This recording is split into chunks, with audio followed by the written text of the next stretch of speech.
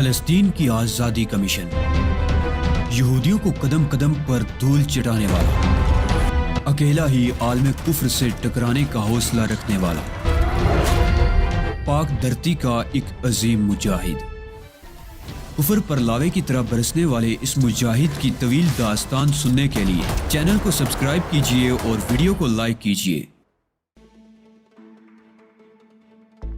گرے stone کے اپنے آدمی ان ٹاوروں پر تعینات ہو گئے تھے اور میرا اندازہ تھا کہ یہاں سے نہ صرف لیماٹو کے سلسلے میں نگہداشت کی جاتی تھی بلکہ جنرل ٹیریس کے فوجیوں پر بھی نگاہ رکھی جاتی تھی۔ کھدائی کا کام شروع ہو گیا تھا اور ابھی مزید بہت کچھ آنا باقی تھا۔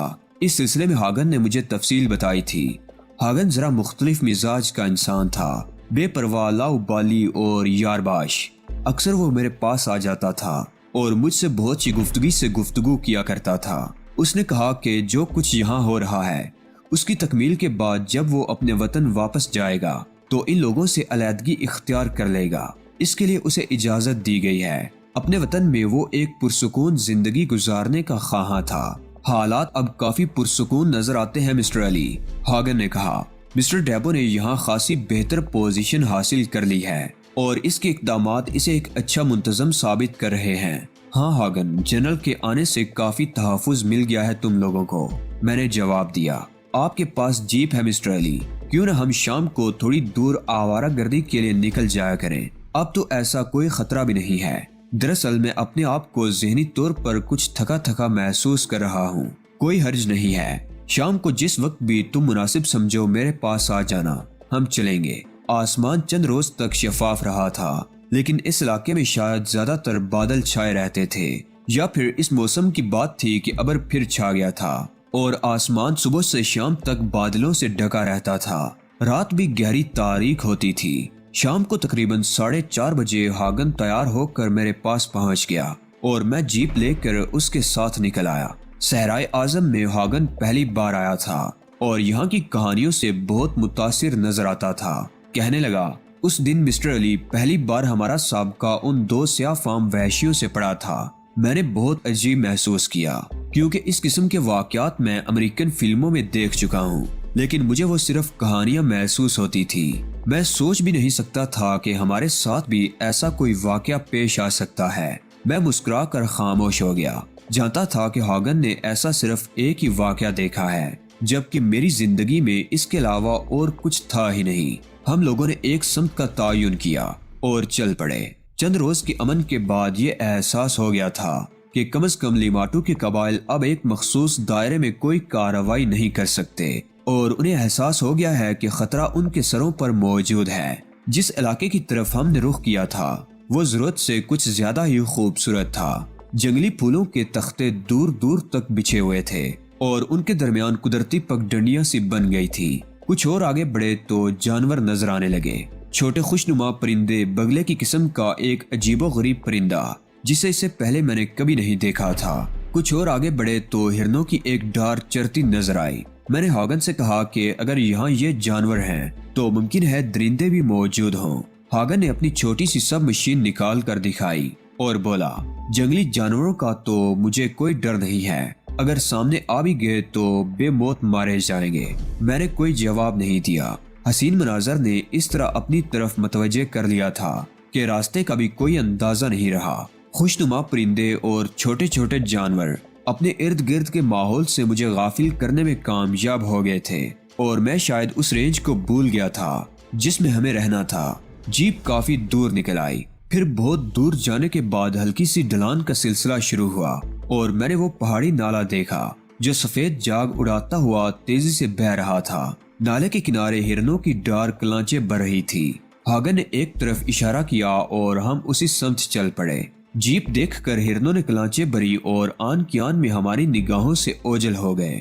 اس خوبصورت منظر نے اتنا اچھا اثر ڈالا تھا کہ ہم اپنی طبیعتوں میں فرحت محسوس کر رہے تھے لیکن بعد میں یہ منظر کچھ مہنگا پڑ گیا۔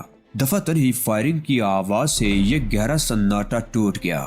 گولیاں تیروں کی طرح سنسناتی ہوئی ہمارے سروں پر سے گزر گئی، کچھ جیپ کے ٹائروں اور باڈی کو تباہ کر گئی۔ ونڈ سکرین بھی ٹوٹ گیا تھا۔ ہم نے ایک دم جیپ سے باہر چھلانگ لگا دی۔ اگر ایک لمحے کی تاخیر ہو جاتی تو ہمارے جسموں میں بھی سوراخ ہو جاتے۔ یہ اندازہ نہیں ہو رہا تھا کہ دشمن کہاں سے گولیاں برسا رہا ہے۔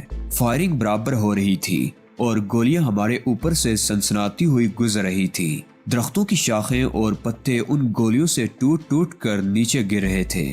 ہمیں سر اٹھانے کی مہلت بھی نہیں مل رہی تھی۔ ہاگن کی سب مشین گن جیپ ہی میں رہ گئی تھی۔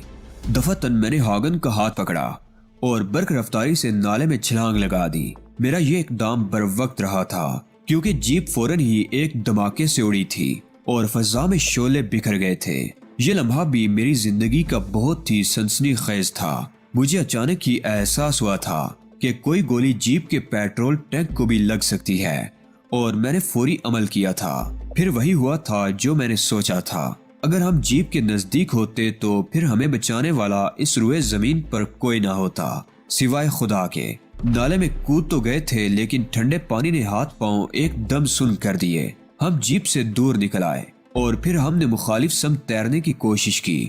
نالے کے بہاؤ میں خاصی تیزی تھی لیکن ہمیں اس کے کنارے تک پہنچنے میں کوئی دقت نہیں ہوئی۔ کنارے پر قدم رکھے ہی تھے کہ سیاہ جسموں کے مالک بے شمار افراد ہمیں اپنے آس پاس کھڑے ہوئے نظر آئے۔ ان کے ہاتھوں میں جدید ساخت کا اسلحہ موجود تھا اور آنکھیں خونخوار انداز میں ہم پر جمی ہوئی تھی۔ افریقہ کی دلکش زندگی کے رسیا اور ایڈونچر فلموں کے شائق ہاگن کا چہرہ اتر گیا تھا۔ وہ پھٹی پھٹی آنکھوں سے ان لوگوں کو دیکھ رہا تھا۔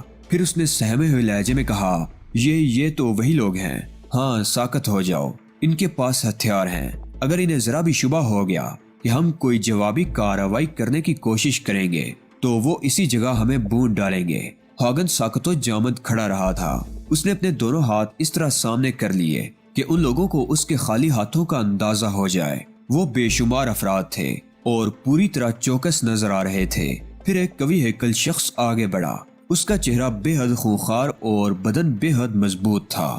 ہم سے کوئی 50 فٹ کے قریب آ کر وہ رکا۔ پھر اس نے اشارے سے ہمیں اپنے قریب آنے کے لیے کہا۔ ہم دونوں آہستہ آہستہ آگے بڑھ رہے تھے۔ آگے بڑھتے ہوئے ہم نے اپنے ہاتھ اوپر اٹھا لیے تھے۔ حالت بری طرح خراب ہو رہی تھی۔ ٹھنڈے پانی نے بدن میں جو سنسنی پیدا کی تھی وہ ایک دم دور ہو گئی تھی اور اب بدن میں گرم گرم لہریں دوڑ رہی تھی۔ قوی ہیکل آدمی نے اپنے ساتھیوں سے کچھ کہا اور 10-15 افراد دوڑتے ہوئے ہماری طرف آئے۔ انہوں نے ہمیں گھیر لیا۔ ان کے اندر ایک تنظیم پائی جاتی تھی جبکہ افریقہ کے وحشی قبائلیوں میں یہ تنظیم ممکن نہیں تھی۔ ان کی رائفلوں کا رخ ہمارے سینوں ہی کی جانب تھا۔ قوی ہیکل شخص کے اشارے پر آگے بڑھ کر ان لوگوں نے ہمارے بھیگے ہوئے لباسوں کی تلاشی لی اور ہر چیز ہمارے لباس سے نکال لی۔ قوی ہیکل آدمی میرے نزدیک پہنچا۔ اس نے میرا گریبان پکڑ کر مجھے اٹھانے کی کوشش کی لیکن اس کوشش میں وہ کامیاب نہیں ہو سکا تھا اور ناکامی سے جنجلا کر اس نے مجھے زور سے دھکا دیا اور میں گر پڑا۔ تمام رائفلوں کا رخ میری ہی جانب تھا اور ان کی انگلیاں ٹرائگر پر تھی۔ قوی ہیکل آدمی مجھے گورتا رہا۔ پھر اس نے اپنی گردن پر انگلی پھیر کر مجھے سمجھایا کہ مجھے گولی مارنے کے بجائے ذبح کیا جائے گا۔ میں نے کوئی جواب نہیں دیا۔ اس وقت ہاگن کی کیفیت کا مجھے کوئی اندازہ نہیں ہو سکا تھا لیکن یقیناً وہ مجھ سے زیادہ خراب ہوگی۔ ان لوگوں کا انداز ایسا ہی تھا۔ تھوڑی دیر بعد انہوں نے ہمیں بے دردی سے رسیوں میں جکڑ لیا۔ غالباً وہ ہمیں حیوان سمجھ رہے تھے یا ایسا جانی دشمن جسے زیادہ سے زیادہ اذیت پہنچا کر ہی تسکین حاصل کی جا سکتی تھی۔ اس کے بعد وہ ہمیں آگے کی طرف دھکا دینے لگے، گویا آگے بڑھنے کا اشارہ کر رہے تھے۔ 2 قدم چلنا دشوار تھا اس حالت میں، لیکن اب ان کے حکم کی تعمیل کے سوا کر بھی کیا سکتے تھے۔ وہ ہمیں گھسیٹتے ہوئے آگے لے چلے۔ ہماری ہڈیوں اور پسلیوں میں نشتر سے چبھ رہے تھے۔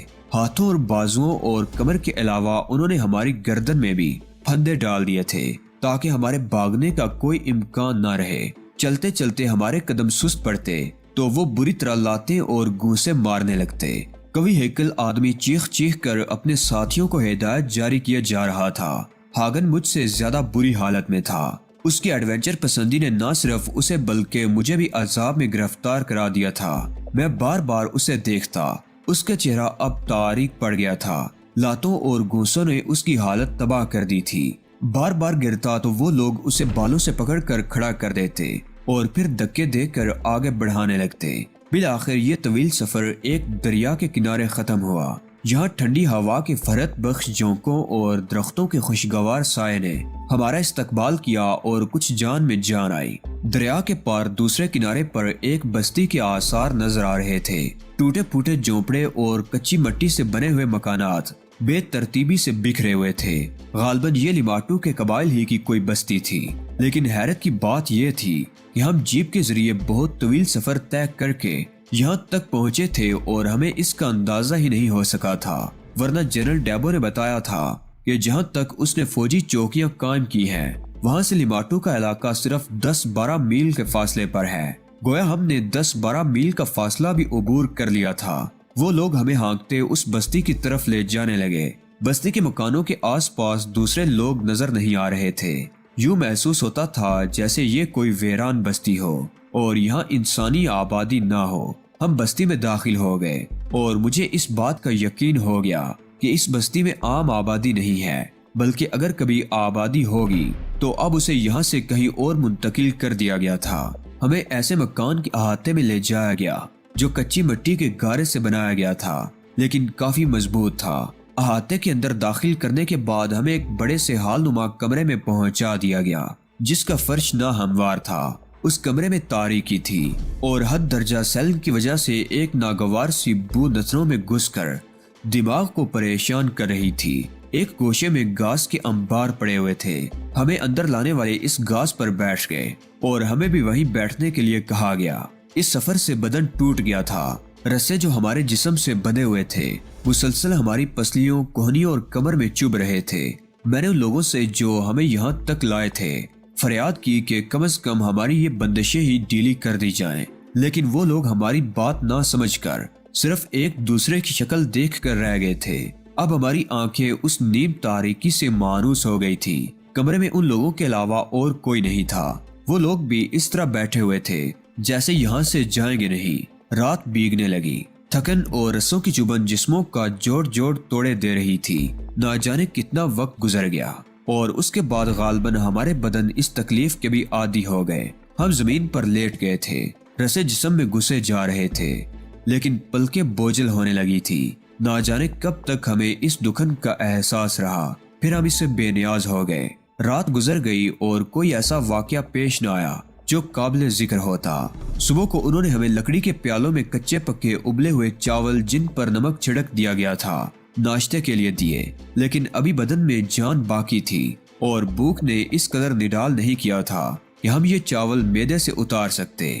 یہ تو اس وقت کی بات ہوتی ہے جب انسان گھاس پھوس بھی کھا لینا پسند کر لیتا ہے۔ یہ چاول اس گھاس پھوس سے مختلف نہیں تھے۔ جب انہوں نے دیکھا کہ ہم ان کا دیا ہوا ناشتہ قبول نہیں کر رہے تو وہ پیالے اٹھا کر لے گئے اور اس کے بعد کسی نے ہم سے دوبارہ ناشتے کے بارے میں نہیں پوچھا تھا۔ دن کے 10 بجے تھے جب ہمارے نگرانوں نے ہماری لگامیں سنبھال لی اور ہمیں گھوڑوں کیا بلکہ گدھوں کی طرح ہانکتے ہوئے مکان کے احاطے سے باہر لائے اور پھر سیدھ میں چلنے کے لیے کہا۔ ہاگن کی آنکھوں میں آنسو آ رہے تھے۔ اس نے برائے ہوئے لہجے میں کہا، کاش یہ کمبخت ہمارے بدن کی یہ بندشیں ہی ڈھیلی کر دے۔ میرا خیال ہے رسے گوشت پھاڑ کر اندر گھس گئے ہیں۔ اس طرح تو ہم مر جائیں گے۔ نہیں ڈیئر ہاگن، چلتے رہو۔ تھوڑی دیر بعد ہمارے جسم پسینوں سے بھیگ کر خود ہی گنجائش پیدا کر لیں گے۔ میں نے پرسکون لہجے میں کہا، لعنت ہے مجھ پر، خامخواہ سیاحت کی سوجی تھی۔ مجھے اعتراف ہے مسٹر علی کہ میں نے ہی آپ کو اس مصیبت میں پھنسایا ہے، لیکن خدا کے لیے اب یہ تو بتائیے کہ یہ لوگ ہمارا اب کیا کریں گے؟ حوصلہ رکھو ہاگن، تم خود سوچ سکتے ہو، میں تمہیں اس کے بارے میں کچھ نہیں بتا سکتا۔ میں نے ہاگن کو تسلی دیتے ہوئے کہا، مجھے تو یوں محسوس ہوتا ہے جیسے اس کے بعد زندہ بچنا ممکن نہیں ہوگا۔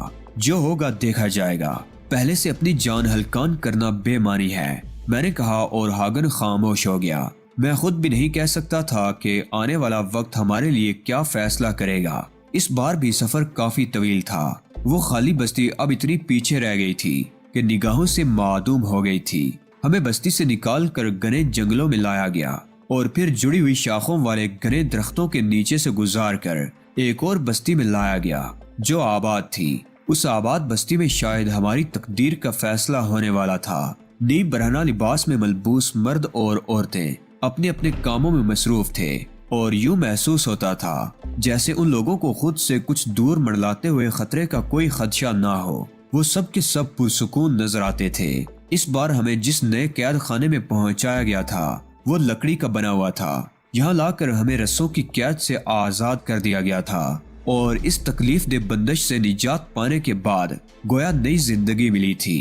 ہاگن تو بیچارہ لمبا لمبا زمین پر لیٹ گیا تھا۔ اس کی آنکھیں شدید کرب کا اظہار کر رہی تھی۔ لکڑی کے اس مکان میں ہمیں تقریباً 2 گھنٹے تک اسی طرح رکھا گیا۔ دروازہ باہر سے بند کر دیا گیا تھا۔